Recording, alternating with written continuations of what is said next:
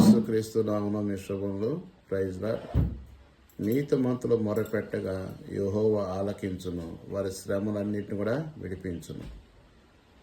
కీర్తన గ్రంథం 34:17 అంటాడు. ఏమంటాడంటే, నీతిమంతులు మొరపెట్టగా వారి శ్రమలన్నిటిలో నుంచి విడిపిస్తాడు. అంటే మనకున్న ఈ లోకంలో ఆర్థిక పరిస్థితులు కావచ్చు, అనారోగ్యం కావచ్చు, మరి ఇతరుల నుంచి బాధించే శ్రమలు కావచ్చు, అధికారుల నుంచి వచ్చే శ్రమలు కావచ్చు, ఈ లోకంలో ఏదున్నా విడిపిస్తాను అంటాడు. అయితే పైన మాట, నీతిమంతుడు ఎలా నీతిమంతుడు అవుతాడంటే, ఎవరైతే యేసుక్రీస్తుని తన హృదయంలో చేర్చుకొని ఎవరైతే పాప క్షమాపణ పొందుతారో వారు నీతిమంతులు. ఎందుకంటే రోమపత్రిక 3:23 అంటాడు, ఏ భేదం లేదు, అందరూ పాపం చేసి దేవుడు అనుగ్రహించు మహిమను పొందలేకపోతున్నాం.